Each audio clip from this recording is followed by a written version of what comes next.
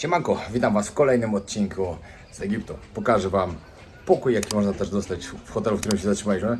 No, akurat go nie braliśmy, bo jest droższy niż tamten, ale pokażę Wam ten widok. Szok po prostu. Akurat Pan tu sprząta i się wbiliśmy, ale patrzcie, leżycie sobie na łóżeczku i cyk. Z balkonu macie taki widok i z łóżka praktycznie. Patrzcie, tu cyk, tutaj łóżko, śpicie sobie elegancko i tylko sobie patrzycie na piramidki. Niesamowite. Zmieniamy już hotel. Dzisiaj przenosimy się do Kairu, do centrum. W Gizie było fajnie, ale wiele co wystarczy.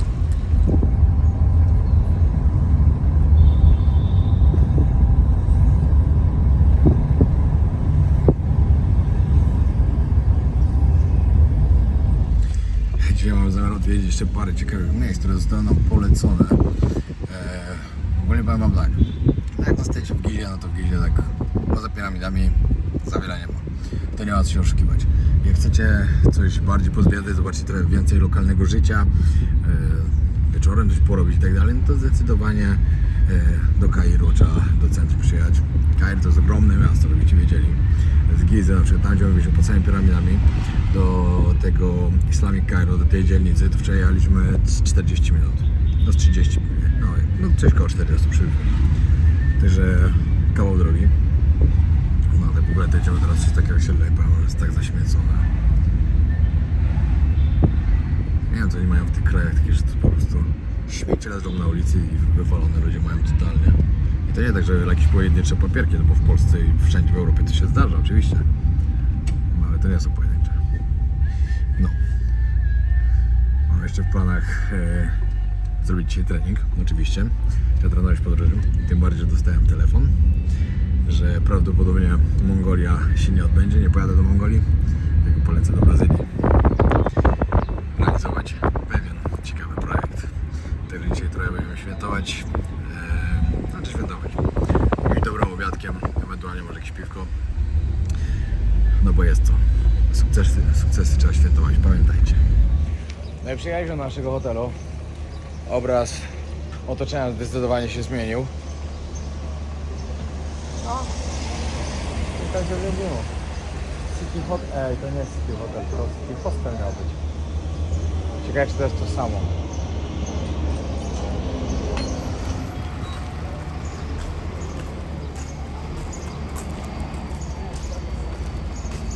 Patrzcie, jaki old school.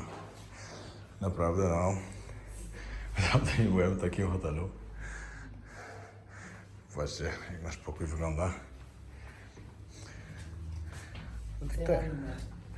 To jest balans po prostu. Tak. Ale ten wczorajszy nie był przecież drogi. No, ale ten... Ile kosztował?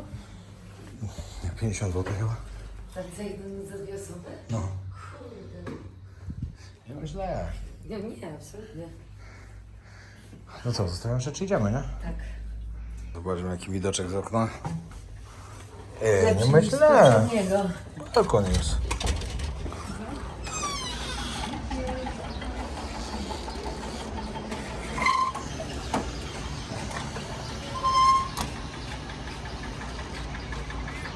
Ruszamy.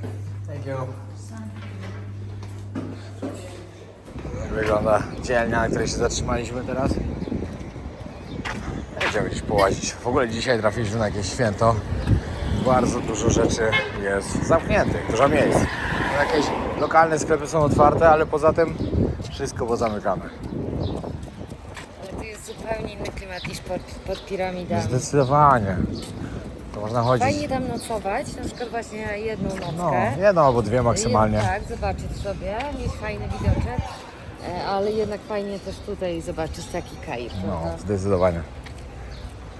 A wieczorem się wybieramy tam, gdzie byliśmy wczoraj w dzień. No bo będzie tam na pewno ciekawie. Nie będzie wszystko ładnie świeciło. Teraz składają dopiero teraz wszystko. Może po prostu oni rano bardziej mieli to, nie wiem, święto swoje, bo czy z tego co wyczytałem, to było tak, że dzisiaj, czekajcie, dużo rzeczy może być zamknięte, bo oni ten dzień spędzają z rodziną, w parkach, jedzą jakieś pikniki. Sprzedają Od razu pierwszy raz coś takiego widzę. No, już spędzają z rodziną ten dzień. No, ale widzę, że o tej godzinie się tu już otwiera normalnie. Klimacik jest ciekawy, naprawdę.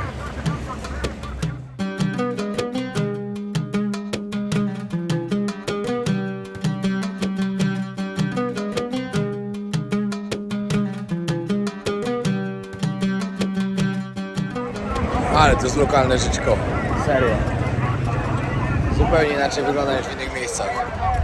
Przypomina mi to trochę właśnie jak byliśmy w Iraku, na mieście. Tam w Starym Mieście. Bardzo, bardzo podobnie.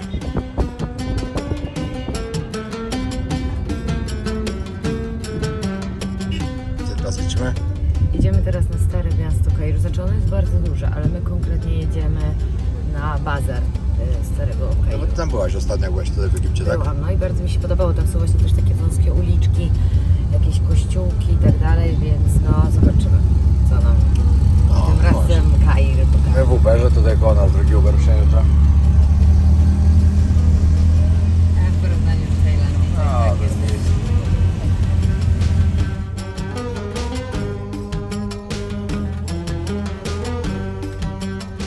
Ale są pustki na ulicach, normalnie jakbyśmy byli w jakimś innym mieście, totalnie. Wczoraj jak tu jechaliśmy, to się przejawnik dał, takie korki, które...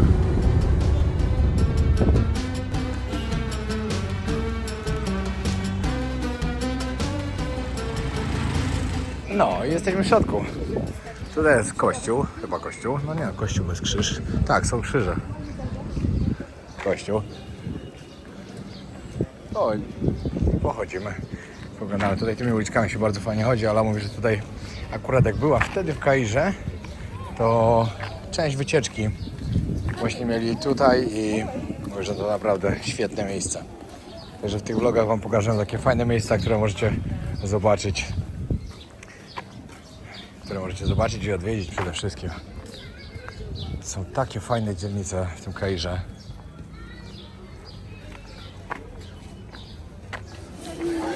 Chciałem zobaczyć ten kościół.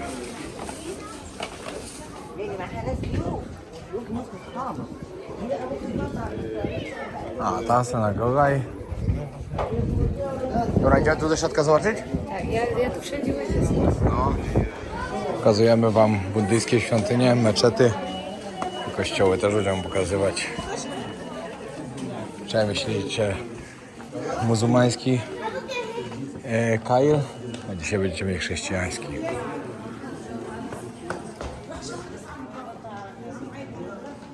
No a tutaj na przykład kawałek obok jest synagoga.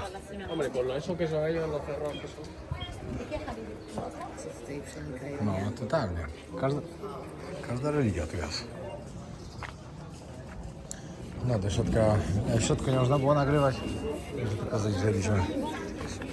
Idziemy dalej, gdzieś pozwiedzać.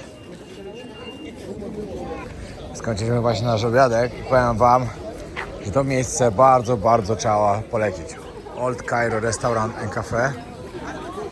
No przypyszne jedzenie, co możecie zobaczyć. Mają cały czas full, ludzie muszą czekać.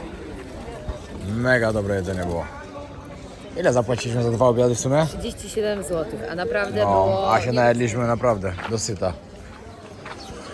No i z racji tego, że to wszystkie kościoły dostępne są jak tam. Jeszcze cerkiew. To jest jakieś muzeum koptyjskie też.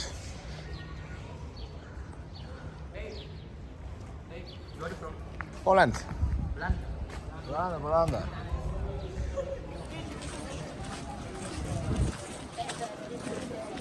Musimy coś poprawić. To był koptyjski kościół. Tak. Koptyjski, no Jezu, ja się w ogóle koptyjskiego kiedyś uczyłam na studiach. Ale wiecie co? Powiedz coś po koptyjsku. Nie, już teraz przyniecowałam, to było dawno temu, ale to był najgorszy przedmiot, jaki miałam w życiu. Ale jednego słowa koptyjsku nie znasz? Po koptyjsku? Nie pamiętam już naprawdę, to było strasznie trudne. To wymyśl coś. Trudne, nudne. Chciałem sobie trochę pochodzić lokalnymi uliczkami. Zobaczyć trochę więcej lokalnego życia. Hello!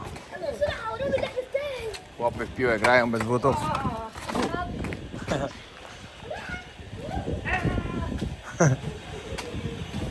Z tyłu spokój jest niezły też.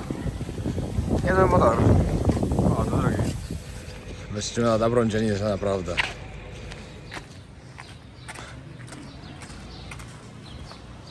Ale gdzieś ty mnie zabrała? No, pokazuję ci. No, patrz. Totalnie inny kraj. Bardzo mili. Właśnie panowie nas przywitali, zaproponowali Tak. herbatkę. Tak. No, trochę pokażemy jeszcze. Tylko normalna dzielnia. A śmieci są wszędzie. Ja to w ogóle czytałem wcześniej, że jak przyjedziemy do Kairu, to trzeba się przygotować na to, że w Kairze jest brudno. To, że to nie było zdziwienia jakieś, znaczy dla mnie to i tak by nie było zdziwieniem. Po tym co widziałem. I jest brudno, ale byłem w gorszych, bardziej brudnych krajach. O, tu kolejny ten kościół. Dużo tego. O, stary policyjny radiowóz już został. Ale gdzie ty mnie ciągniesz? Mówi za mną, a przejdziemy się, zrobimy sobie przechadzkę w lokalnej dzielnicy. To nie przyjemcie? Bardzo, no. Slumsy Kairu. Jeszcze jest zasyfione wszystko. To jest Nil, no. Patrz, jak tu ludzie mieszkają. To tam z drugiej strony też ma ktoś coś postawione. Tutaj mieszkają. Wszędzie śmieci. No. Tu znowu normalnie, ale powiem, że tam przez chwilę była taka nie za ciekawa dzielnica. Było rozwalane samochody, syf, brud, ludzie w śmietnikach grzebali. Śmieci w ogóle wszędzie totalnie. Nagrywałem co się da, ale też nie wszystko dało się pokazać. Teraz idziemy na kawę, a później nad Nil. Najwajkowanie Nil. Musimy tam znaleźć zejście gdzieś. To jest taka ładna kawiarna, przynajmniej ładnie wyglądała na zdjęciach.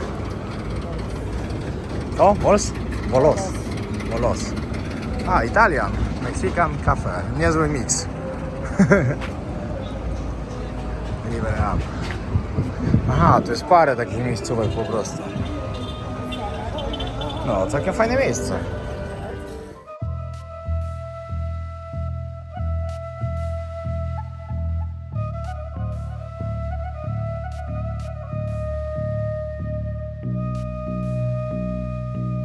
No, powiem wam tak, Nil jest najdłuższą rzeką na naszym globie, chociaż na niektórych źródłach się spinają, że Amazonka, no ale podobno Nil.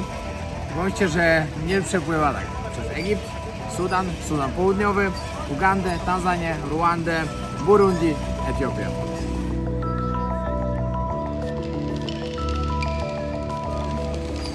No, co do Sudanu Południowego, dzisiaj zapłaciłem właśnie za wizę, dostałem zaproszenie od lokalnego biura, bo trzeba tam mieć zaproszenie i zapłaciłem za wizę $120, wypełniłem i za 2 dni lecę do Sudanu Południowego.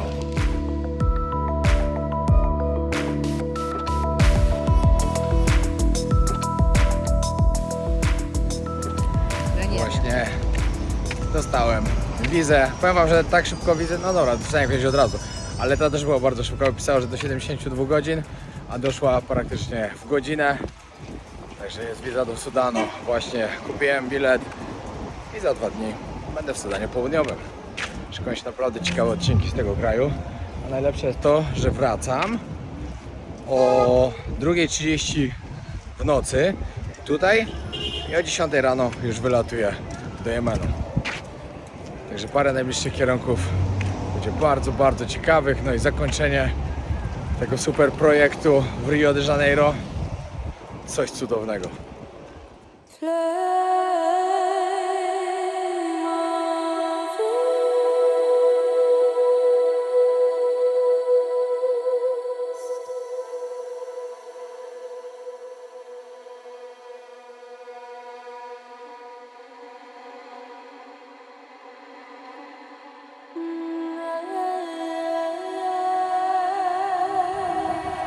Nie wiem, czy wam mówiłem, ale kiedyś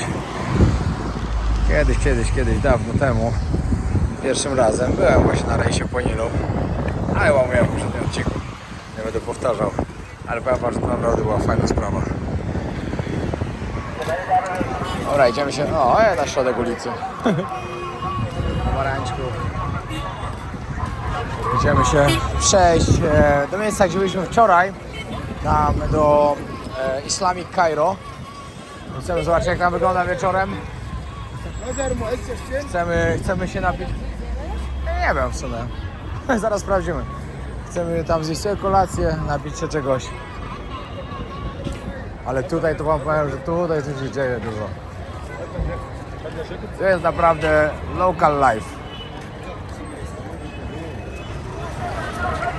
Wow.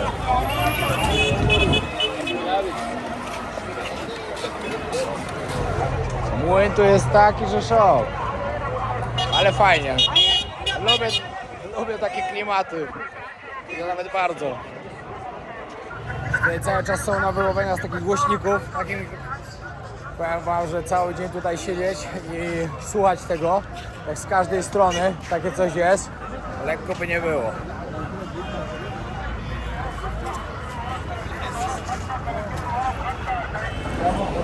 No ja uważam, mamy pół godziny jakąś trasę, mówimy za przejdziemy się, zobaczyć co się dzieje. No i dzieje to tu się naprawdę bardzo dużo. Z każdej strony coś. Jak rano było na maksa spokojnie, tak teraz zupełnie inaczej. Teraz na maksa chaos.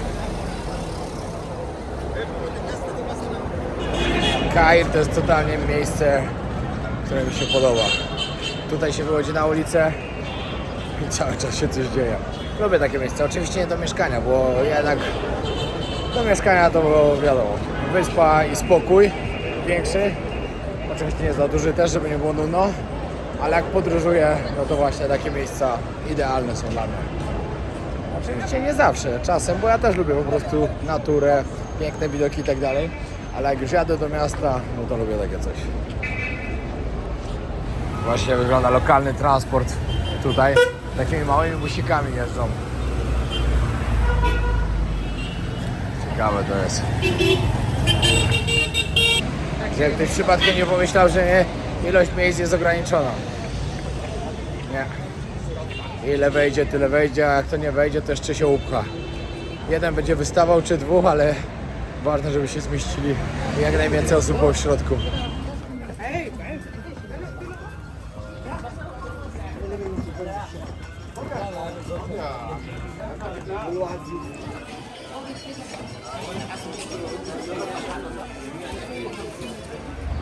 Piękna brama i piękny golden hour się robi. A my z racji tego, że dawno nie byliśmy w Tajlandii, się stęskniliśmy, to idziemy właśnie sobie na tajską kuchnię. Co nie, Ala, bo ty tak tęskniłaś bardzo. A w Tajlandii słyszałem co chwilę, już nie mogę tego jeść. A tutaj jemy tajską. Ale była bardzo dobrze oceniana, to idziemy. Słuchaj, ale tu ładnie wygląda.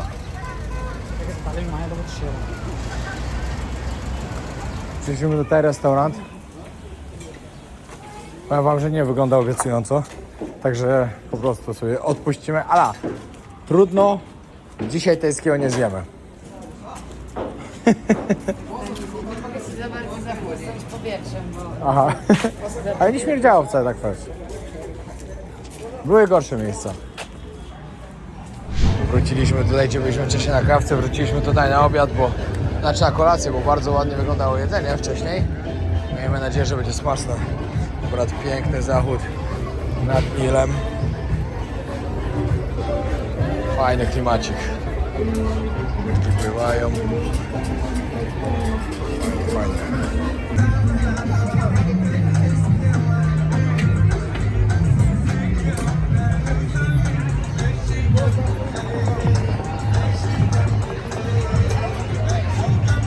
Świetne miejsce, naprawdę. I powiem, ta imprezka jakaś jest. Patrz, Ala, to jest imprezowy ten. Powiem wam tak, genialne miejsce po prostu, żeby sobie przyjechać wieczorem, jak jesteście gdzieś tu w Kairze, jak się zatrzymaliście. Wiadomo, fajnie pojechać na tą muzułmańską dzielnicę tam, ale tam jest chaos totalny, a jak chcecie takiego chillu, muzyczka, kolacja, to tutaj po prostu wzdłuż Nilu pięknie, naprawdę pięknie. Patrzcie jaki samochodzik. Co tu ma ten? A, nie ma nic. O, ciekawe. Chciałem właśnie połazić po mieście, mieliśmy pojechać na tą dzielnicę muzułmańską. Może jeszcze pojedziemy, bo chcemy kupić lampkę. Ale stwierdziliśmy, że połazimy trochę po mieście. Bo fajny klimacik tu jest. Lampu? Nie, chyba nie. Ale... No. Fajnie, o, piekarnia. A wiecie co jest najgorsze? Fajnie, świeże to. Tylko to wszystko, samochody na to kopcą i piach, wszystko i później ludzie to jedzą. Także to, że coś fajnie wygląda, to nie... Nie jadłeś jakieś bułki z No jadą, właśnie jadłem piaseczkiem? dużo razy jadłem i dlatego wiem o czym mówię. W ogóle słyszałem dużo komentarzy, jak ludzie piszą, że w Egipcie jest niebezpiecznie albo coś. Ja szczerze mówię, no dobra, no ja byłem w wielu dziwnych krajach już, w wielu niebezpiecznych krajach, także dla mnie tutaj to jest totalny luz. Ale czy się tu czujesz niebezpiecznie? Nie, ja się tu nie No, ani czuję trochę niebezpiecznie, chyba. Ale też jestem tu z tobą, więc No to nie tak, wiem, no czy wiadomo. Sama, nie wiem, czy sama bym się czuła. To też jest różnica, ale Na przykład tu nie dzisiaj mam zaczepiają jechać- ludzie. Dzisiaj mam jechać sama na lotnisko i tak trochę się stresuję tym. No dobra, no bo masz jechać o 2 w nocy, no to... No, ale bym go nadepnął. wiecie, tak Przypadkowo. o 2 w nocy, 20 km na lotnisko, no to mam takiego stresa. Ale... No. No, będzie dobrze. Chciałem ją odwieźć, nie chcę. O, jest Vodafone. Siema. Kolejny dzień w Egipcie. Dzisiaj mam fajny plan. Dzisiaj mam zamiar pojechać, wziąć Ubera i pojechać do Aleksandrii. W Aleksandrii jeszcze nie byłem nigdy. Także dzisiaj mam wolny dzień. A, że stąd jedzie się jakieś 2 godzinki Uberem i sprawdziłem, ile kosztuje Uber. Śmiech na sali. Za 2 godziny, czy nawet za 2,5 godziny trasy Uber kosztuje 100 zł. Zobaczę, jeszcze potwierdzę to, jak już go wezmę, ale jak sprawdzałem na aplikacji, to jest 100 zł. Także, żeby nie tracić czasu na autobus i tak dalej, mówię o autobusie jechać oczywiście, ale mam bardzo ograniczony czas, ponieważ w nocy z lotniska już tutaj w Kairze lecę do Sudanu Południowego, to muszę tak zrobić po prostu. Miasto budzi się do życia. 9 rano i powiem wam, że 9 rano, teraz w maju, wcale nie jest ciepło. Czyli mi to odpowiada, że nie jest, bo ja mam cały czas mega gorąco, a tutaj jest po prostu tak fajnie. Jest chłodno, fajnie można sobie połazić. Zastanawiam się w ogóle, czy jakiś kierowca tak sobie będzie chciał nagle pojechać do Aleksandrii, czy nie będą się po prostu z nim zagadać, że go wezmę już po prostu na cały dzień, żeby jeszcze tam po Aleksandrii też mnie powoził i wrócimy razem tutaj, bo on i tak będzie musiał wrócić. Te busy lokalne to mają po prostu mistrzostwo. Pomyślcie, że do takiego czegoś nawet z 10 osób wchodzi, bo już widziałem 10 w środku, no bo policzyłem sobie. Jazga. Bo ja mam już kolejny dzień, czekam na wizę do Jemenu. No i już kurde, trochę za długo. Niby twierdzą, że na 100% będę ją miał przed wylotem. Powiem wam w ogóle, jak to wygląda. Dzisiaj w nocy o 2 wylatuję do Addis Abeba. Stamtąd z Addis Abeba do Dżuby. Dżuby, czyli stolicy Sudanu Południowego. Sudan Południowy no to jest jedna z najpiękniejszych krajów na świecie i tam głównie jedzie się po to, żeby odwiedzić takie jedno plemię, które robi bardzo dziwne rzeczy, ale z racji tego na suszy, która tam panuje cały czas, biedę, ci ludzie hodują bydło, hodują krowy i plus dodatkowo krowy z takimi wielkimi rogami, takie byki, ale to jest tak, że oni na przykład moczem krów się myją, czego piją ja i to nie wiem, ale to wszystko było spowodowane właśnie suszą. Pokażę wam tyle, ile się uda, nie wszystko, bo niektóre rzeczy uważam, że są nie do pokazania, ale to będzie dość ciekawe. No i później stamtąd wracam w piątek w nocy tutaj. I w piątek o 2 w nocy, w sobotę o 2, dobra, o 2 nad ranem, tak jakby, albo w nocy, jak ktoś woli, ląduję i o 10 mam mieć już lot do Jemenu. jeśli wszystkie kierunki się udadzą. Czyli jeśli się uda Sudan, na który się uda, no bo się uda. Później jeśli się uda Jemen, później jeśli się uda Turkmenistan, to będzie niesamowicie. 3 bardzo mocne kierunki do pokazania. No. A jeszcze wisienką na torcie, jak będzie ta Brazylia. Do Brazylii już czekam tylko na bilety. Jak dostanę ten bilet, to będzie potwierdzone i lecę realizować jeden z najważniejszych projektów w moim życiu. Będziemy tam nagrywać coś naprawdę takiego, że zobaczycie mnie nie tylko w internecie. Powiem wam, że uwielbiam ceny w Egipcie. Naprawdę dawno nie byłem w tak tanim kraju. Szakszuka, 3 jajek, cała micha, 10 zł. Tosty na słodko, chyba 8 zł. Kawka, 3 zł, espresso i tu podwójna. I soczek też 3 zł. W ogóle przed chwilą szedłem do tego, że mieszkaliśmy w samym, praktycznie w downtown. No 5 minut trzeba było iść z hotelu. A my jak wychodziliśmy z hotelu, to szliśmy w drugą stronę. Szliśmy tam w te dzielnice wszystkie handlowe. A tutaj zupełnie inaczej. Całkiem ładnie wygląda w porównaniu do innych miejsc. Ale powiem wam tak, jeśli ktoś nie ma jakichś wielkich oczekiwań wobec tego, gdzie śpi, ale tam gdzie my spaliśmy 70 zł kosztował ze śniadaniem. Ja po prostu nie chciałem skorzystać, bo stwierdziłem, że pójdę zjeść coś dobrego na miasto i na dobrą kawę, bo wiadomo jak to w hostelach dają jakieś siury, że to nie jest kawa w ogóle. To za 7 dyszek to myślę, że tam się opłaca, bo to jest miejsce dobre do przespania się i miejsce blisko, gdzie można dużo rzeczy zobaczyć, połazić sobie właśnie. I w tą stronę idziecie do downtown, i w drugą stronę idziecie do tego Islamic Cairo, czyli to, gdzie się wszystko, takie życie totalne, handlowe i tak dalej. Także sobie zapamiętajcie. City Hostels. No a jak chcecie w ogóle w hostelu się tam zatrzymać, to w ogóle kosztuje 50 zł. Spoko.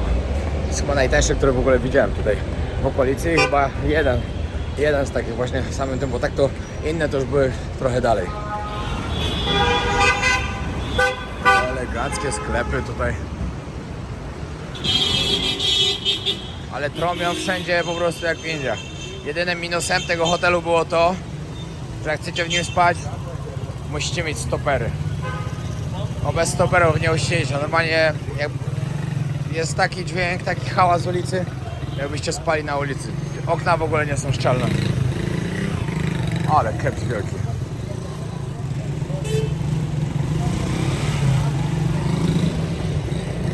W ogóle jeszcze teraz przed wyjazdem do Aleksandrii mam misję, ponieważ muszę ogarnąć Western Union i ogarnąć dolary.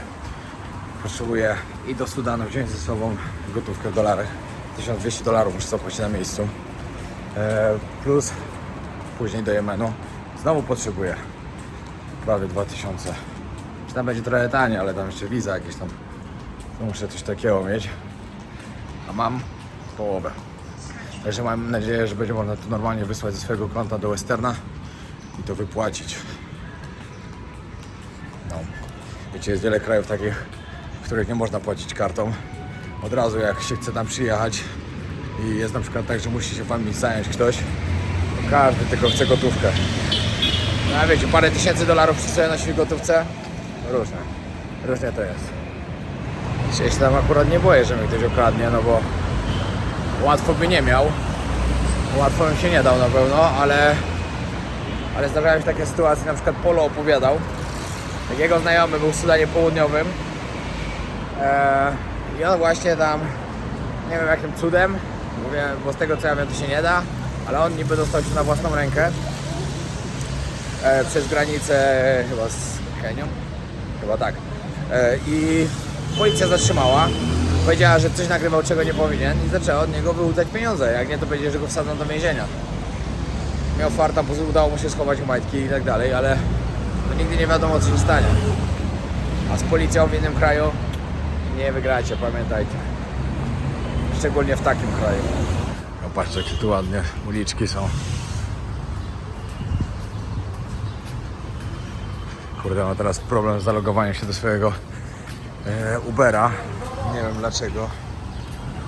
Ale muszę to szybko ogarnąć i ruszać, żeby tak na 13 na obiad akurat dojechać do Aleksandrii. Wiesz co, nie pomyślałem o jednej istotnej rzeczy. Że jak jeszcze 2,5 godziny to znaleźć kierowcę Ubera, to nie będzie łatwa sprawa. Bo ten kierowca od razu pomyśli, że będzie musiał sam wracać. Nie wiadomo, czy mu się to w ogóle opłaci. Widziałem, po ile to jest paliwo, ale w Egipcie chyba ogólnie stanie paliwo. No ale sam fakt. Za 100 zł, znaczy teraz już podbiłem stawkę do... O, jest! Udało się. O, to świetnie. Dobra, bardzo się cieszę. Ale zostanie 120 zł będzie, ale wiecie, musi jechać tam 2,5 godziny i 2,5 wracać. No to jakiś średni dla jego interes, no ale tyle to kosztuje. Ale gość jechał z bułkami, miał taką wielką tacę i bułki na górze, jechał na rowerze. Dobra, nic, trzymajcie się, pozdrawiam serdecznie. Zapraszam na kolejny odcinek, który będzie z pięknej miejscowości Aleksandria nad morzem, z kurortu. No. Także zapraszam serdecznie, a później lecimy do Sudanu Południowego. Niech was to nie ominie, bo to będą naprawdę dobre odcinki, wyjątkowe. Pozdro. Pamiętaj, żeby zostawić subskrypcję, jeśli nie subskrybujesz jeszcze kanału. No bo to fajne jest. Fajnie, będziemy mieć 500 000, a później lecieć po drugie.